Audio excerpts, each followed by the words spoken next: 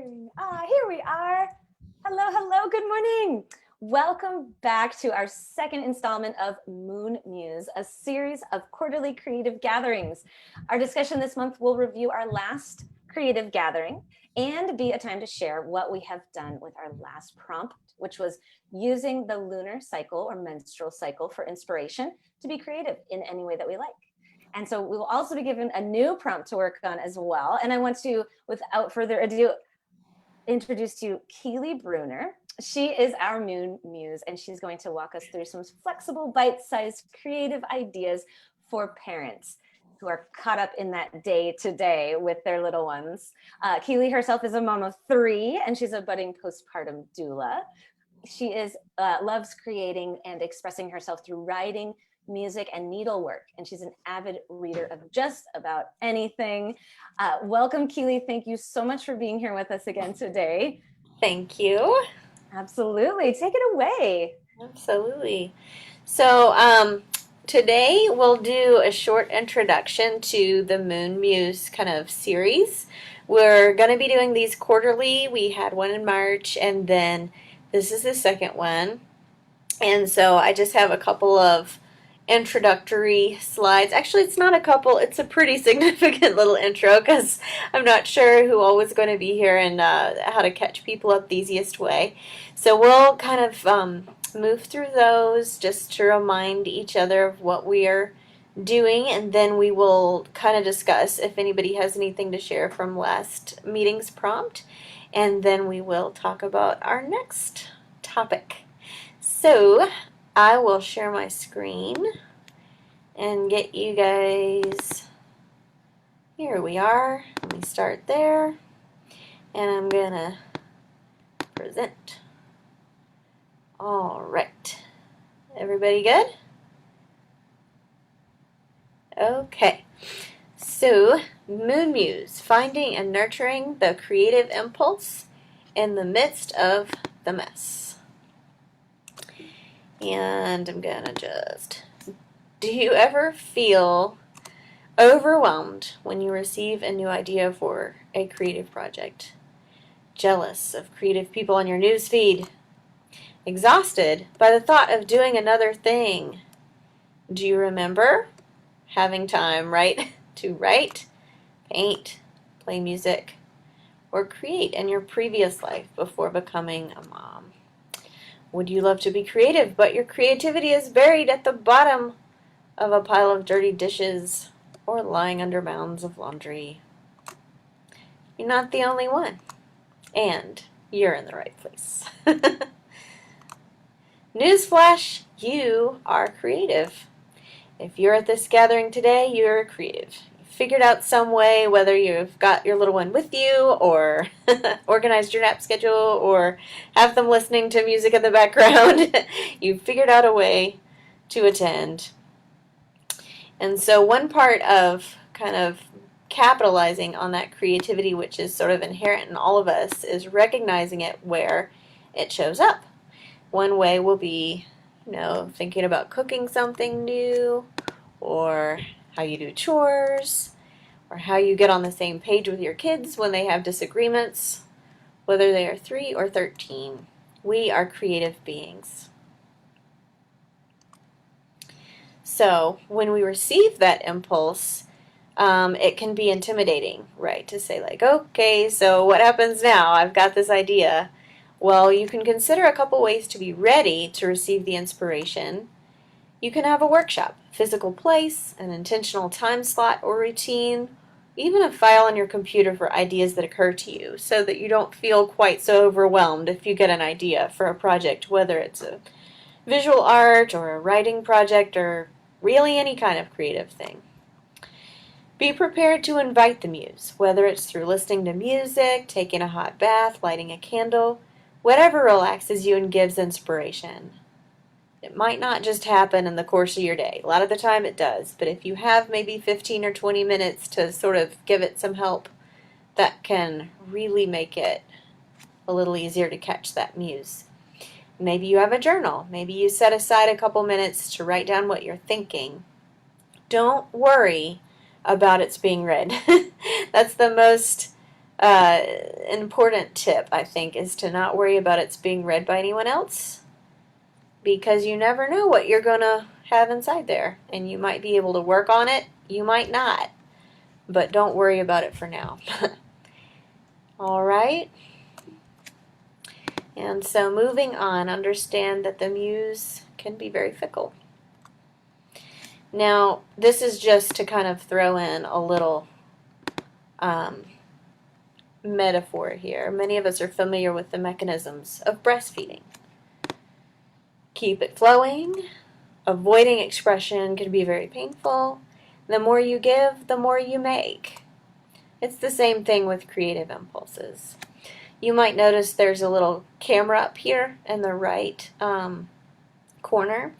That is because you can take a screenshot of these pages, maybe because they're kind of a summary page. So I'll pause on those for a little bit if anybody is following along in that way. Now, nurturing the creative impulse. There are countless ways to express creativity. Just a few.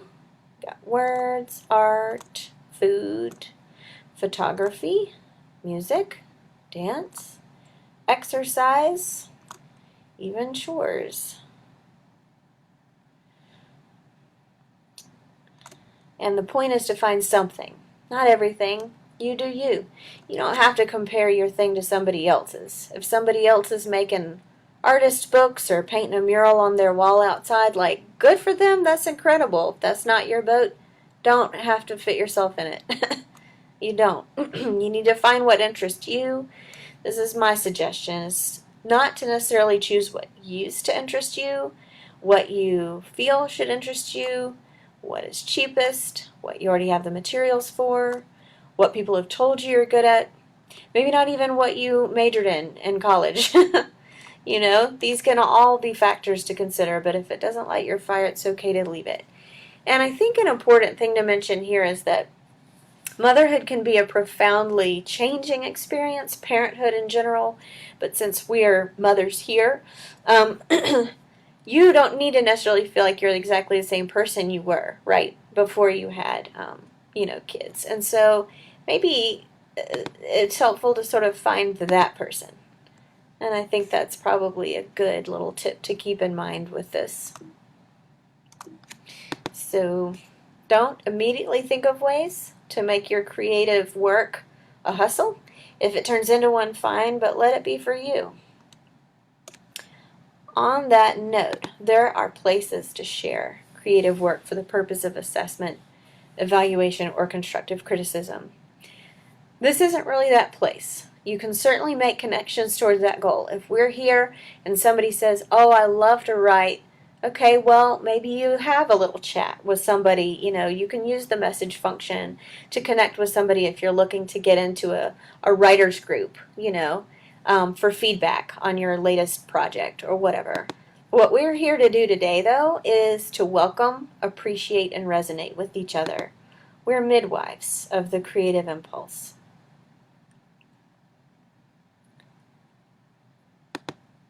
So, after that short introduction, short indeed, we are going to use the moon or our menstrual cycle for inspiration, and we will share a bit about that. Oh goodness, okay, somebody is in the waiting room. Oh, okay. All right. And then so we have, all right, actually, you know what might be good is to, let's see if I can,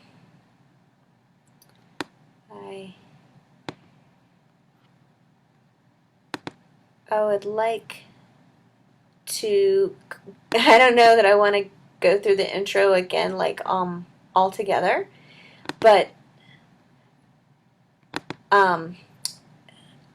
well, we can just move on, I think. It's okay. I just gave an introduction to what we're doing here with the MoonMuse, and it's basically just sort of using our ordinary experiences to spur creative impulses, and we can do that in any number of ways. We are talking about last quarter's prompt. In March, we talked about getting started, and we thought, hey, let's start with something which is quite universal, which is the lunar cycle, or our menstrual cycle. And so I found this poem, which I thought I would share with you all, and you can feel free to share feedback on it. This is by someone named Kate Bear, who happens to be a mother of 4. This poem is called Moon Song. You are not an evergreen, unchanged by the pitiless snow. You are not a photo, a brand, a character written for sex or house or show. You do not have to choose one or the other, a dream or a dreamer, the bird or the birder. You may be a woman of commotion and quiet, magic and brain. You can be a mother and a poet, a wife and a lover. You can dance on the graves you dug on Tuesday, pulling out the bones of yourself you began to miss. You can be the sun and the moon, the dance of victory song. And so that personally resonated with me. Does anybody have any thoughts about that or anything they want to respond to?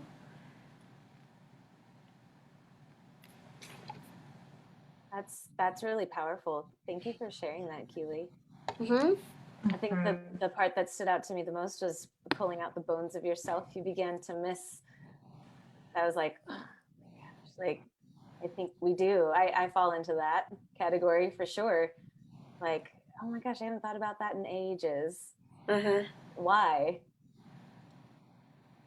Too busy, too torn between different activities or caring for all the things that Right. it takes to run a household or your children or whatnot. Yeah. I also really like that line of you do not have to choose one or the other. That really resonates with me, especially like just this year, like being in the like first year of having a 1-year-old. It feels like the last year there's had to be a lot of choosing. Mm-hmm. That it feels so good to be reminded or like opened up to that space of like just the multiplicity of being human. It kind of reminds me of Brene Brown when she talks about the yes and. So Yes. you can be scared and brave at the same time. So you can have that duplicity of feeling two opposing things at the same time, which I think that's, if I'm summarizing motherhood in one word, I think that would be it. Like, and you're all the things, and that's good. And I think oftentimes we try to put ourselves, like in this poem, you have to choose one or the other, and that's not reality. That's not what we were meant to do, I guess, in a way. So that's what it made me think of, like, yes, and.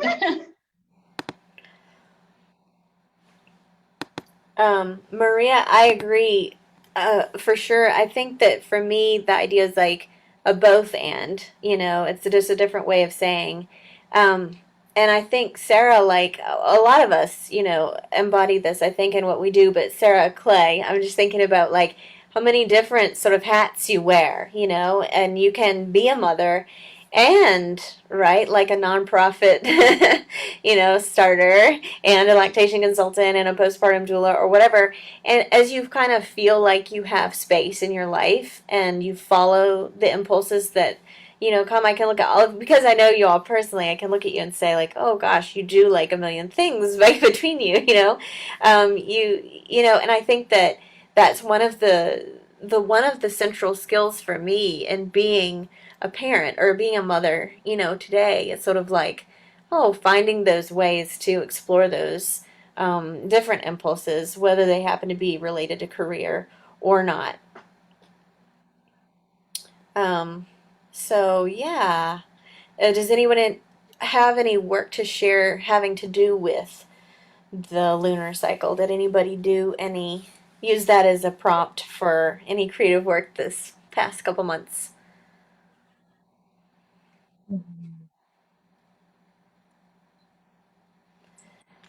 So I did not, sadly, but I feel like how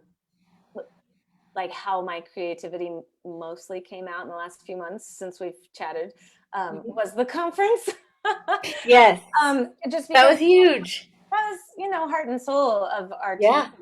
poured into that, and it's definitely our way of being creative for the benefit, hopefully, of all the families that come and all of the professionals that come, and just making sure that we are creative in the ways that we approach that and bring value to what we have to offer. So I think I can't stray away from that, because I mean that's a huge part of how I am creative.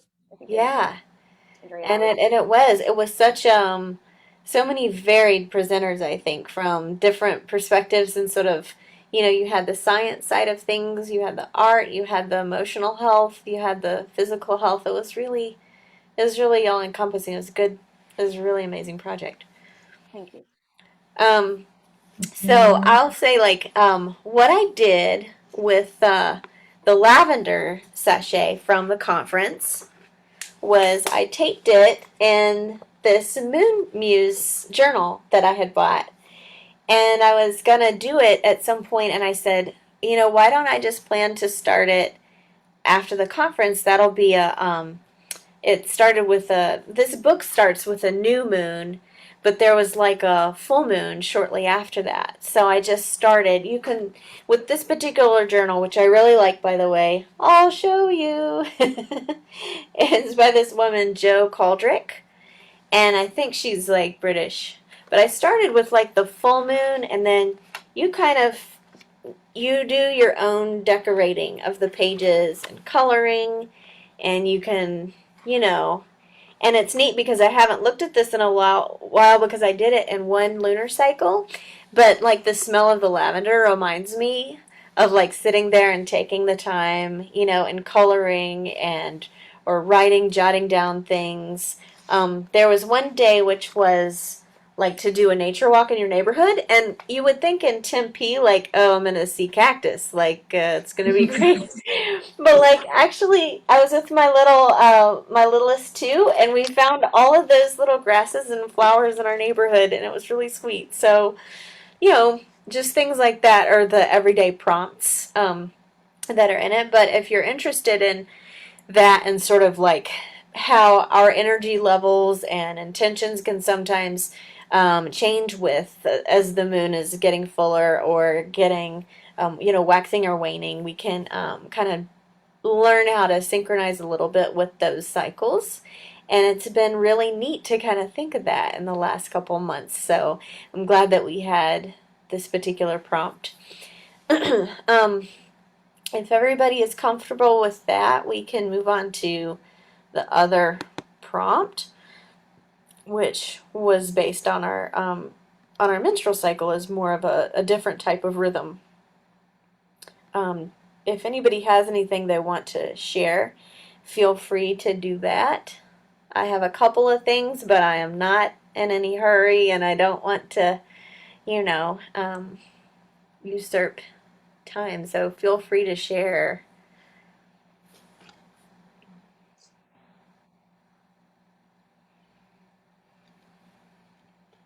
We're all quiet this morning. So I'm always the TMI person, so I'll just jump in. I do not have a menstrual cycle by choice after my fifth kid. Yep. So I have found this, and some people I've talked with before may know this, but I have found it very frustrating to not have that marker of time. So I'm really interested to hear, though, what others may have done surrounding their menstrual cycles, because I feel in hindsight, I feel like I should not have done what I had done. Like now I kind of feel cheated in a sense.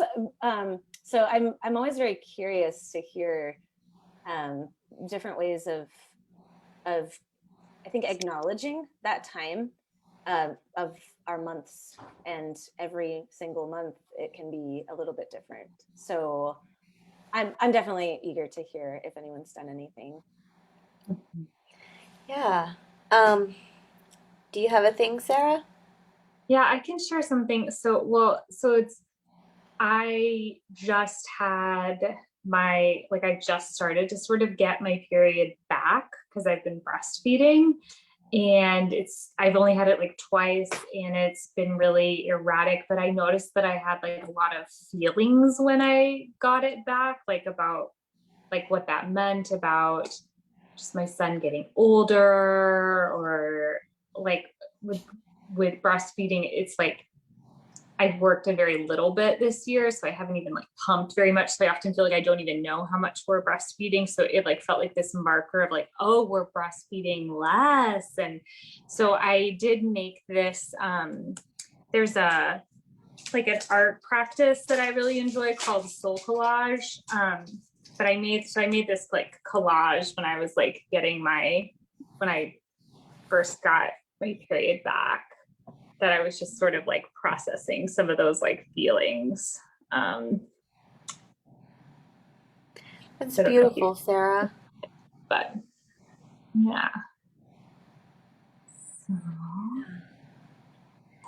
thank you so much for sharing that with us. That's awesome. That's really cool, Sarah.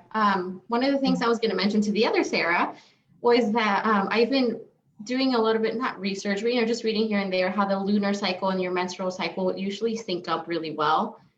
And so for women who don't necessarily have a menstrual cycle, following the lunar cycle is kind of like a placement for that. So that's because my period came back and it's been kind of erratic as well. And, I'm breastfeeding, but it's all over the place. So I found that when I pay attention to the lunar cycle, it forces me to pay attention to my own body. So it's really interesting. And that MoonMuse journal, Keeley, I'm loving it. So thank you again. I actually went and wrote down the date. So I went and found a calendar and wrote down the actual dates of when the moon changes its phase. So that way I kind of have an idea, because I do, like Sarah mentioned, my feelings, right before my period, I turn into this like psycho person, and I'm like, is it the full moon or is it my period? So just kind of like identifying those pieces for myself has been really helpful. Also, it's what I noticed this month, particularly with my menstrual cycle, is that he's reacting to breastfeeding a lot differently because my period has come back. And so I'm like, why is he refusing to nurse on this side? Like, so it's so funny how in tune babies are with their mothers based on their bodies. And I just find it so fascinating. So it didn't really create any artwork or anything like that, but it's more, I tend to do a lot more like behind the scenes, and then I process, and then it comes out through the artwork later. So I'm in the behind the scenes stage, I guess you could call it. Wow, I love that, Maria. Thank you. I'm actually thinking, right when you said I found a calendar, I have a couple calendars. I don't even know where they came from. And I pulled them out. There's like 5 of them. And so I'm going to go grab one out of the stack, and I'll have to map it out and see what I find. So thanks for the idea. Yeah. How interesting that, we would have this prompt in conjunction with each other, and Marie, you were talking about how they can be, kind of together. I didn't find in the last quarter year, at least, that mine were synchronized, with the moon. But I mean, what a powerful thing to sort of be aware of and kind of know. And you have to think, like, I don't know, like the moon, it's an amazing thing because we don't always think about it, but the moon is always there. And I think that it's interesting because I've started putting Joel down, and every time, now that he's verbal, he's just turned 2 at the end of April, and every time I lay him down in the bed, one time he goes, "Thank you," and I go, "You're welcome." But it's like it's like whatever is on his mind, and he might say, "Bye, thank you," or one time he said, "See ya, honey," which was also really funny.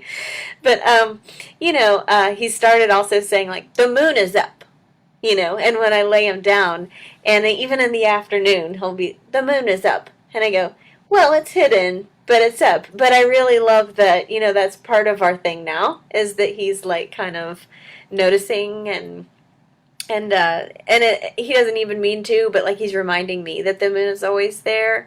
And I think that that's one of the things that's really cool when you're thinking about the lunar cycle. But in talking about, I wanted to share one little bit before I do have a little, like a poem to share.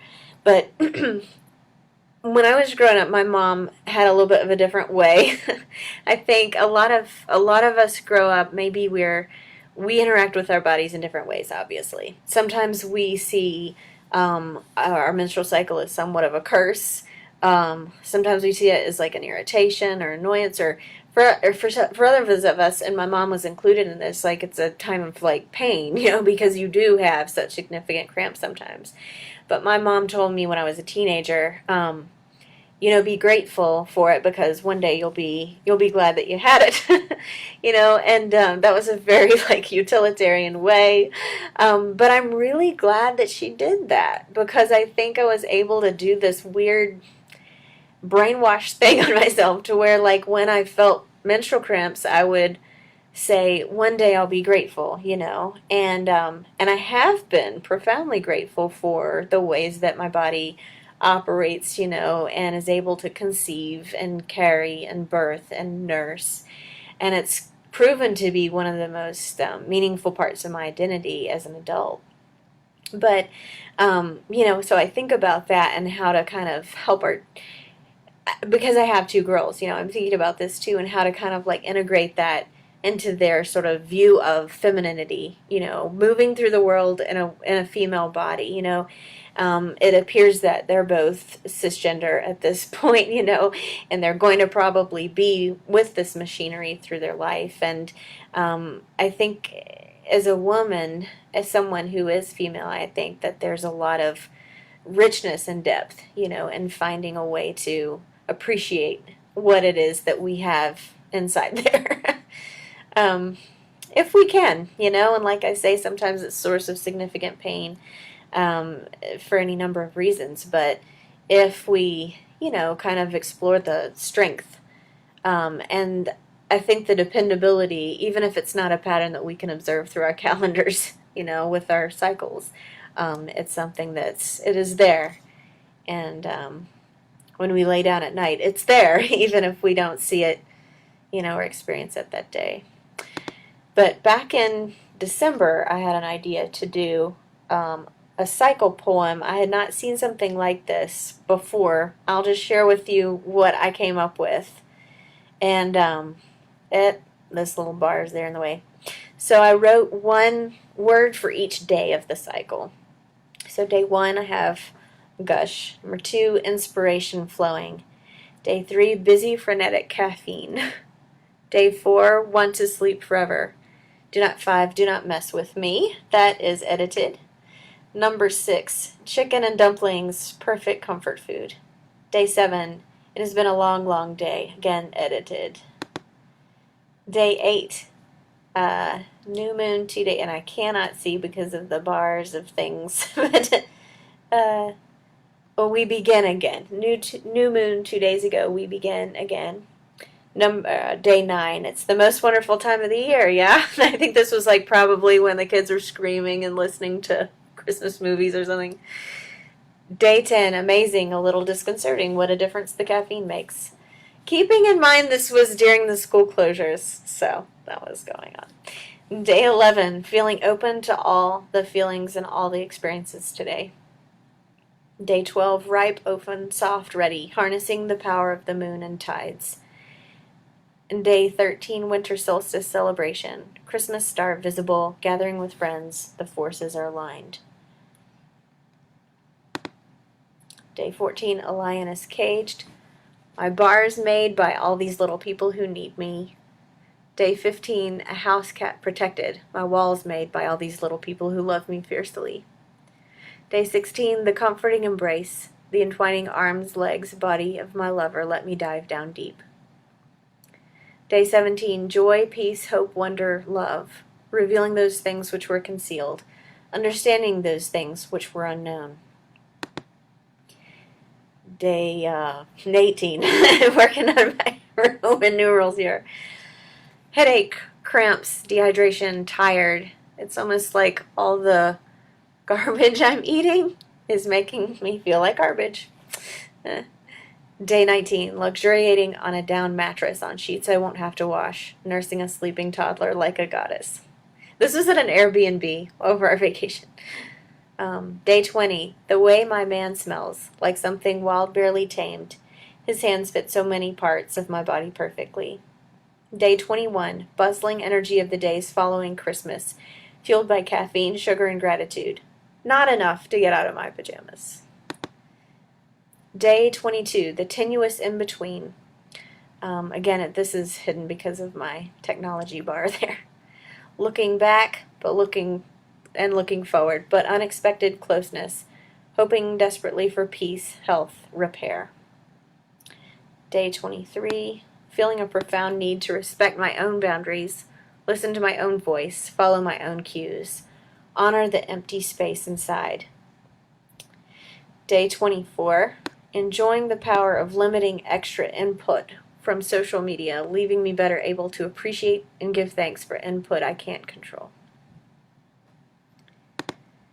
Day 25, not for any particular reason, tears feel close to the surface and my skin feels thin, an easily penetrated barrier letting through sadness or anger. Day 26 and 27 kind of got together here. All is creative. The food prepared for the table, the books read together, the sewing, the painting, the cutting, the taping, the learning, the growing, the changing, the questioning, the knowing, the unknowing, the light, the shadow, the binding, the unraveling. All is open, all is free, all is beauty, all is creation. Day 28, forget this. I shouldn't have it that day, so there was. Day 29, there is space within me to hold the tension, the both and, the joy and anger, the gratitude and longing, the wonder and disenchantment, the beginning and the ending. Day 30, today I was enough. I wish I could say I was enough every day, or even most days, but then these days might not feel like the gift they are. Day 31, just saying it's interesting, living through a pandemic in which one of the telltale symptoms is fatigue, when I split myself into 4 people at some point every single day. Back to day 1, cramp. So, one thing that I think is interesting in looking at this poem at the end is that there's really only maybe one day, I guess maybe the 2-day deal that kind of bound together that you would call any type of like art or poem or like, thing that you would ever necessarily want to share. But the impulse is there. And I think what I like is that this is sort of a record of the daily practice. And that's what I wanted from it. So, talk about your TMI, Sarah. I think this is definitely in that category. But I liked the practice of it. And I think I would do it again, Maybe I would try it with the moon even, But what I just using the female body, just what is it like to wake up in this body, to move through the day in this body. That was my whole prompt for these days of writing, and I thought that it was enlightening to me. So I don't know. Anybody has any response? And just say like, this is amazing, and I love it so much. Like, like it makes me want to do something as well, and like join in that creative impulse with you, because I have to disagree. Like, I think this whole thing could be a poem, like that you would share, right? Like, I personally, I see myself in this too. Like, one day you're like, oh my gosh, like, I love all you all. Like, this is just great. Like, life is amazing. And the next day you're like, forget it. Like, I'm done. I'm not doing this today. For whatever reason, right? Like, right. Oh my gosh, it's freaking day 28. There's too many words. No. Or just like, you're done. You're done. Yeah. I love it. I'm super inspired. I wanted to say, Keeley, same. I'm like, you had me almost in tears, and then you had me laughing. So I'm like, oh my gosh, like that you capture that duality of the both and so beautifully, and so like it was so raw, and just like that's real life. And I think the gift of something like this, when you share it with others, is that they see themselves in it as well. And then they get inspired to do the same. So I'm like, that's so cool. So I'm just, my curiosity here, did you write it like right before you went to bed at the end of the day, or just throughout the day as you're like, ooh, that's my line for today? Well, so some of them, you know that I do morning pages, which is like it's just a practice of in the morning. I take, if I can, I take like 20 minutes or so just to kind of journal a front and a back of a journal page, basically, just to kind of get my thoughts in order. And a lot of the time, it's okay. What have I got going today? You know, what was yesterday like? What went well? What could I? You know, is there a problem I'm trying to work out? Because I'm an external processor, and so it's nice to to sort of get thoughts out on a page sometimes. So sometimes I would do it during that time instead of the morning pages, or if I had like, if I lay there like while I'm nursing Joel in the morning, I'd be like, oh, today I'm gonna say this, you know, or it might not even be until the evening, you know, that I would do it, and I might, you know, think about it while I was going to sleep and write it the next morning for the previous day, type of a thing. There's the one day, of course, that you see them put together because I just waited too long and was like, but I had just some inspiration, you know, so I kind of put it together that way. But yeah, like I think for me, I didn't have like a specific time of day that I addressed it, but I had kind of like generally my morning, you know, take stock, look around, you know, if I felt like, you know, and then there were a couple of days where I might have written something, and then by the end of the day, I was like, no, that doesn't say this day, you know. And I wanted it to be kind of like it was sort of a journal slash creative project in that way. So You know, I think that's one. I think the reason why you capture that so well, that real life, is because of like, it doesn't feel constrained. Maybe that's what I'm trying to say. It feels really free. Like that's our thoughts. Like that's what I'm like, yeah, I think those things too. And so I think right, it was really refreshing to yeah, see that, and I really love it. good. I'm really glad that you thought so. And what I like about it is just because like the most you're gonna write in a day is 30 words or more. You know, just a few. If you have a cycle, you know that you're doing, which with the two of you, I know that you're kind of getting back into it because of nursing and all. But if your cycle's somewhat regular, you're never gonna have to write more than, you know, 30-ish words a day, and that's not a ton. So I thought for me it was gonna be an kind of an attainable project in that sense. And I kind of want it to be just like a snapshot, you know, of each day. And so that's kind of what attracted me to the idea when I had it, was like, oh, well, that's just like a couple words a day. I can probably do that. So, um, yeah. So thank you guys, you know, for following along and humoring me there. Um, I also Keely, found, what's that? oh, did you, I wasn't really, did you didn't, you didn't tie the number of words that you were writing to like how many days it was, right? Like you just gave yourself space to do like No, I kind of, did. I did. So each day had the number of words of the day okay, was. super cool. Okay. Yeah. I Yeah. missed that, but then it sounded like that's what you were saying just then, and I wanted to just check. Yeah. Yeah. Cool. So like so day 20, so day 4, I only asked myself to write 4 words, you know. And it felt like that was doable, you know. And then Yeah. by the time that you're to day 20, at least you've been doing a practice, you know, at some point in the day you've addressed it. And that's what I found like kind of doable about it.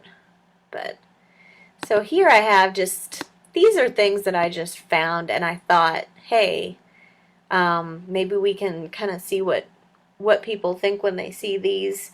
Maybe you let me know if you like one more than another. I um, kind of made them a little bit bigger. This reminds me of your soul collage a little bit, Sarah. The owl and stuff. Yeah, there's a lot of layers. It does. I like the symbolism of the tree is really good. I really like. I'm always drawn to that instead of the life. Mm.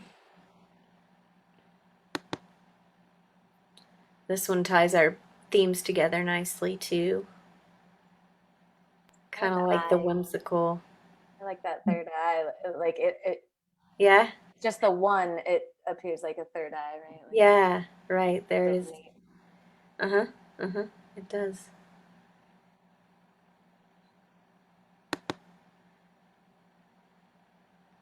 This one reminds me of like those sort of the saint icons. Mm-hmm.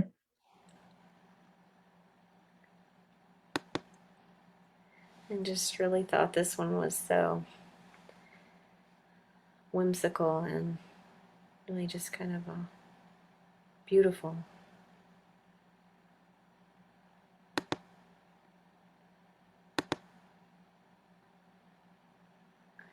I like this one too, and thinking about the the theme of fertility obviously is here. Mm-hmm.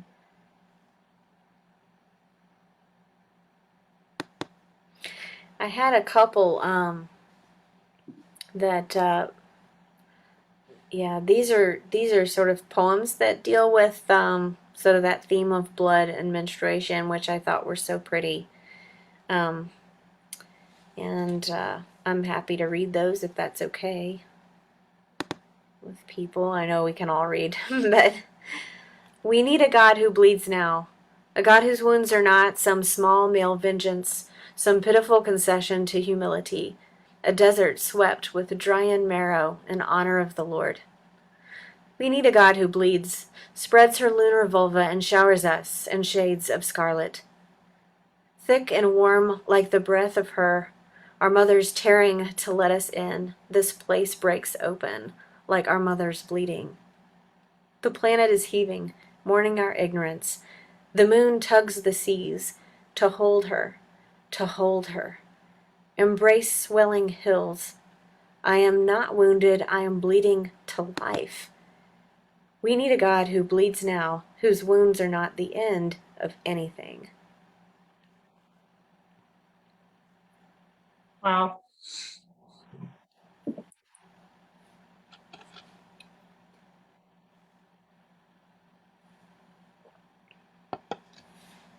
I've thought about that too. Right. Go ahead, Sarah. I was just saying I'm writing down the author's name. Yeah. This was in a collection I have called Earth Prayers, maybe. It's Life Prayers or Earth Prayers, but it's a collection, and it's got a lot of really good ones. But I love the theme of this, just really explicitly saying like blood that does not mean death. I think that's what's so fascinating. One of the things that's really fascinating about childbirth, and just to kind of piggyback on that a little bit, I love the theme of the tree because of, the placenta being a life-giving organ, and it's just like that pattern of membrane on it, which is sometimes called the tree of life. I find so appealing about life and death, right? Because the placenta dies, but it brings life. And this is just one, I found that I really like this author, Robin Morgan. As it was in the beginning, I say, here is your sacrament. Take, eat. This is my body, this real milk, thin, sweet, bluish, which I give for the life of the world. Like sap to spring it rises, even before the first faint cry is heard. An honest nourishment, alone able to sustain you. I say, here is your eternal testament, this cup, this chalice, this primordial cauldron of real menstrual blood, the color of clay, warm with promise, rhythmic, cyclical, fit for lining the uterus and shed for many, for the remission of living. Here is your bread of life. Here is the blood by which you live in me. I mean, I feel like we could talk for an hour and a half probably about any number of these poems, but I just really was taken by that imagery too. It's one that I kind of rediscovered in this last few months. Mm-hmm.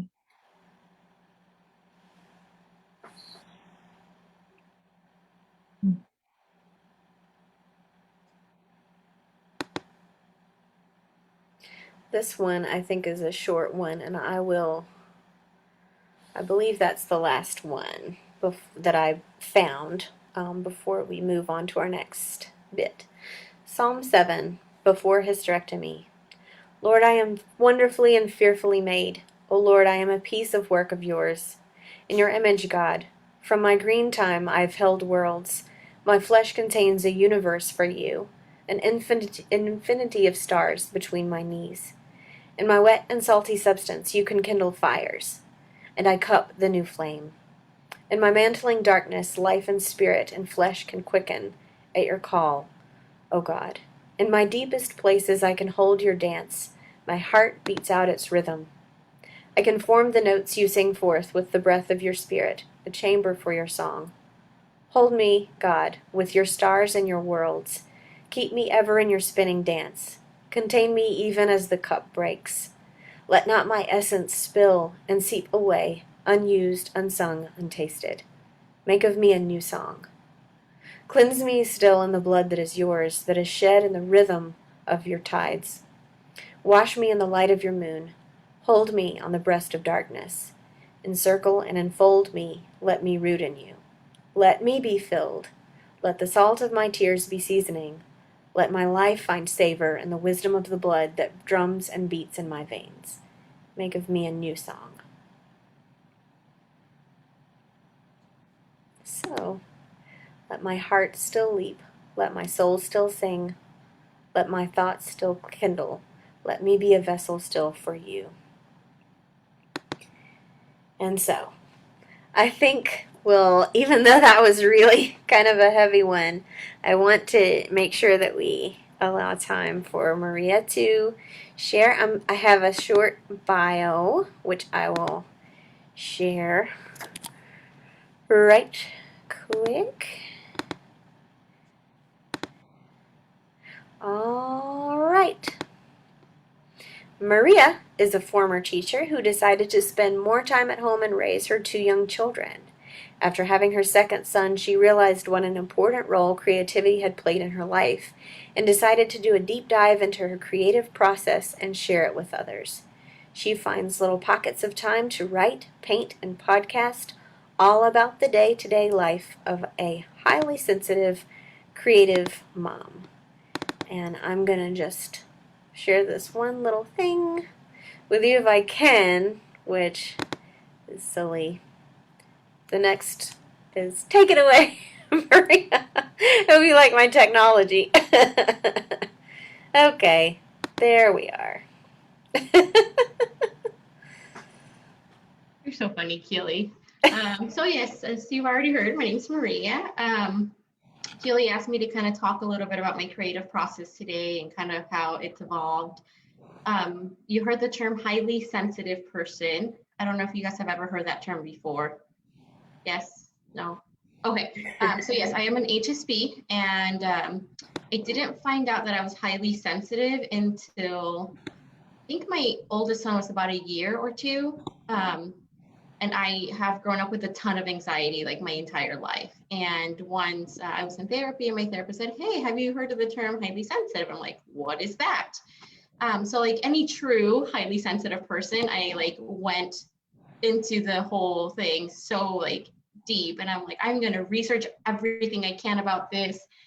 And I realized that my entire life, I had been holding on to this anxiety because I didn't know that I was highly sensitive.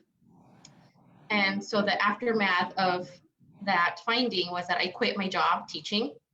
My husband and I went through some turbulent times, but then we figured things out. And then I decided that if I'm going to do this motherhood thing, I'm going to do it to the best of my ability and use my sensitivity as a way to figure out who I am.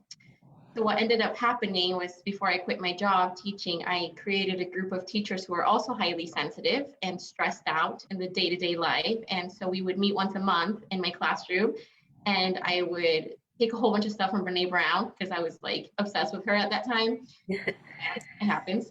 And we would have like an hour or 2 hour long meeting, and we would just share about, what it's like to be a highly sensitive teacher and all the stresses and the way that we would receive emails from parents sometimes and kind of like take things to heart. And we'd like wake up at 2 a.m. in tears because we couldn't get a certain child out of our minds and the things that were happening. And so I realized that there's a lot of sensitive people out there that don't know they're highly sensitive. And so I kind of made it, I'm going to find my people, kind of my mission. And so I found Keeley, or Keeley found me. I don't know which way. And I really appreciated that connection of the sensitivity piece.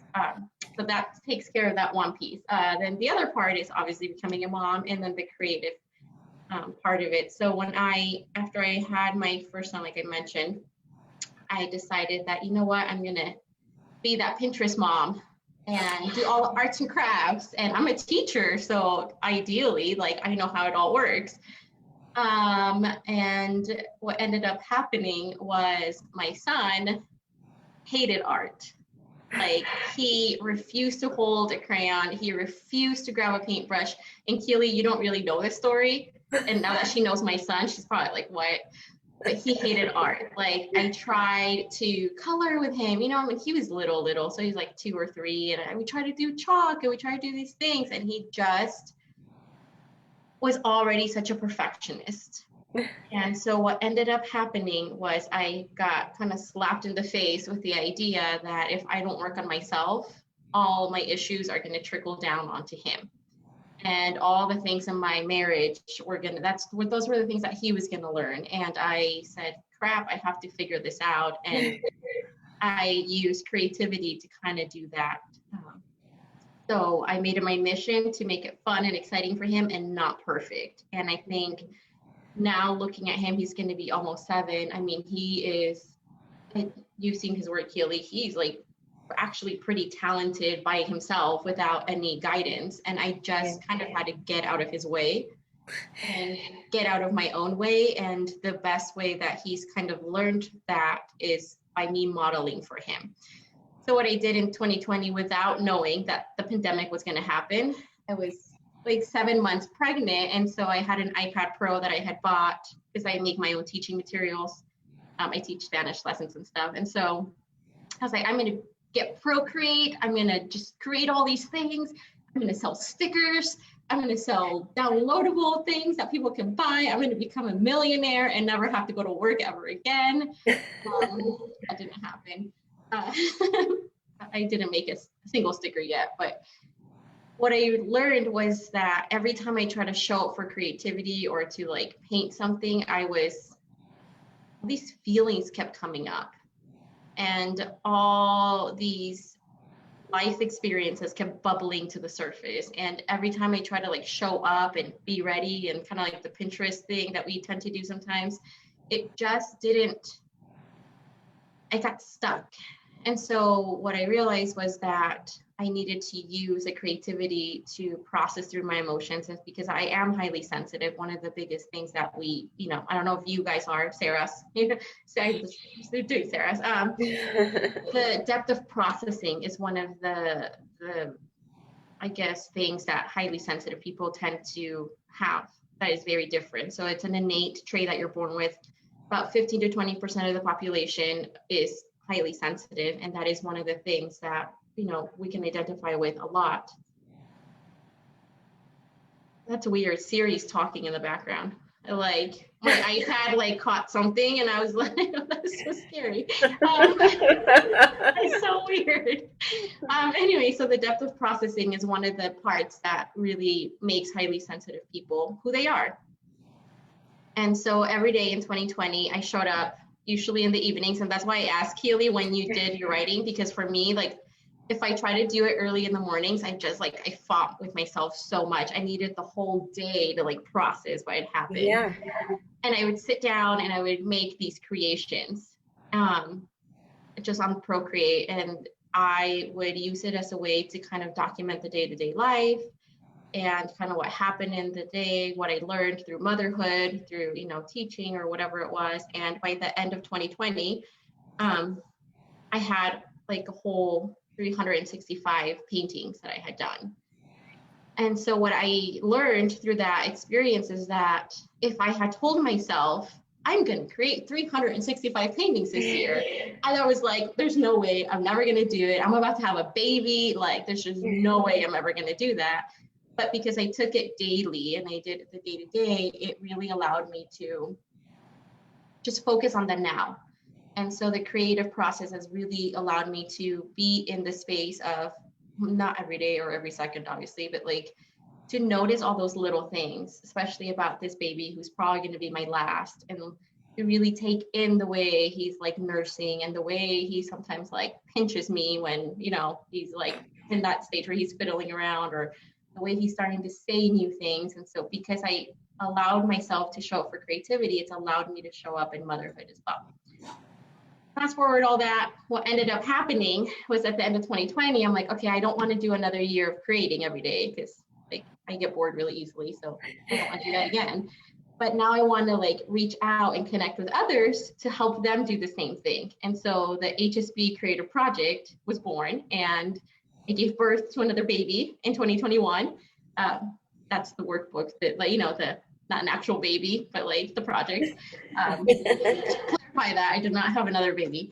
And that's kind of how Keeley and I connected, because I put it on Facebook. I was like, hey, you guys, I created every day this past year through the pandemic. Anybody want to join me as I do this deep dive again, but now focusing on the sensitivity piece? And so we ended up talking on the phone, and I was like, oh my gosh, I made a creative friend.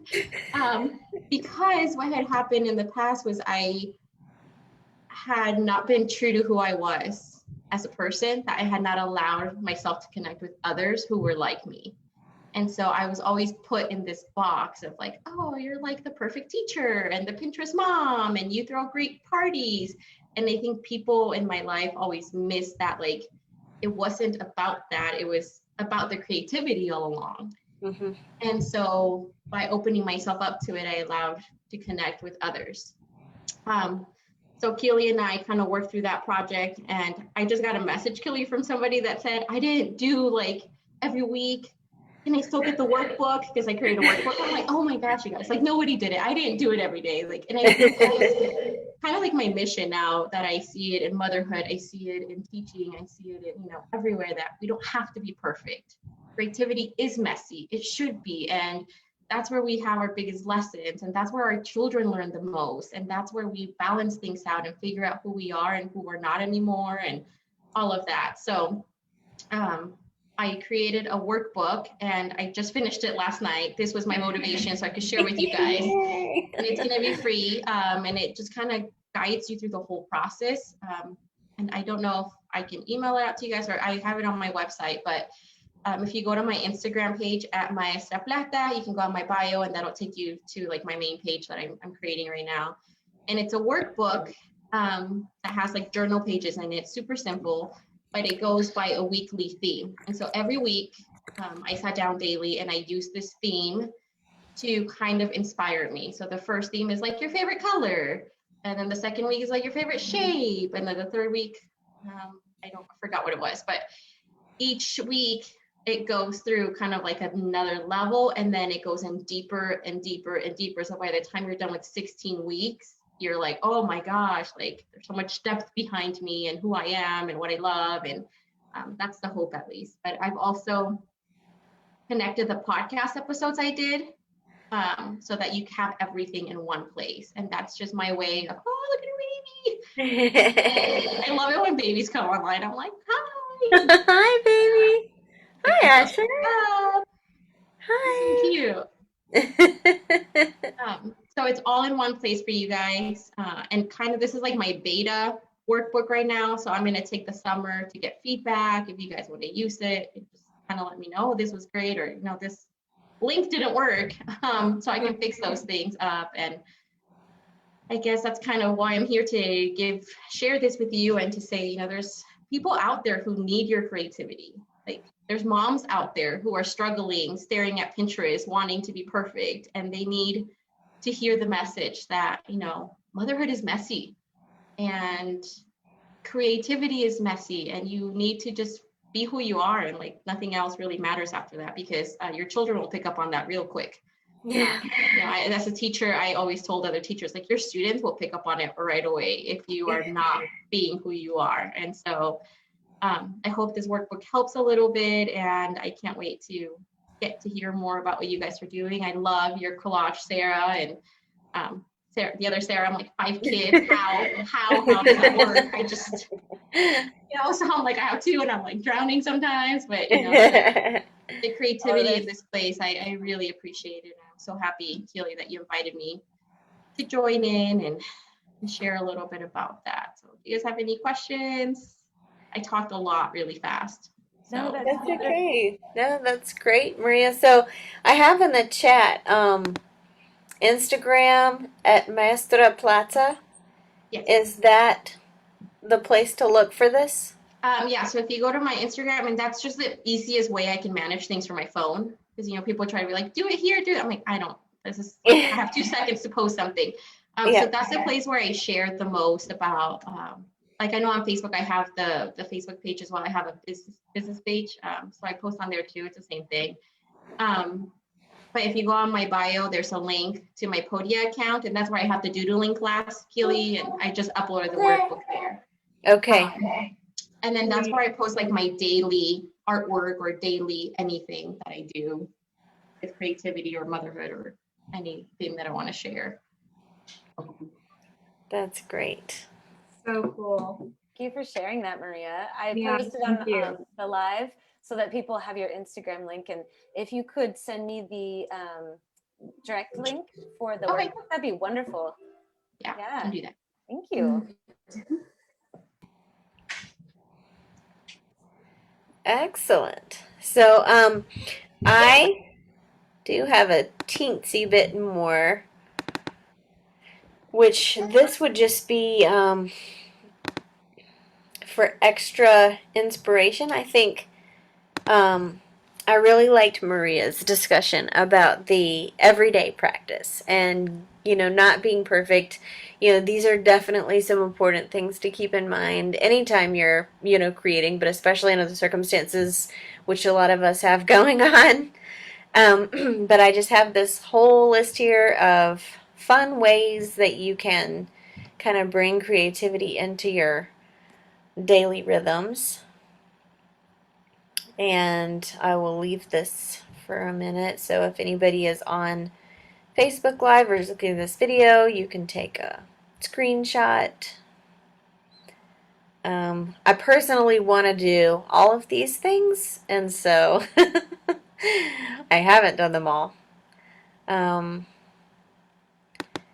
But thank you so much, and it really means a lot to have you here.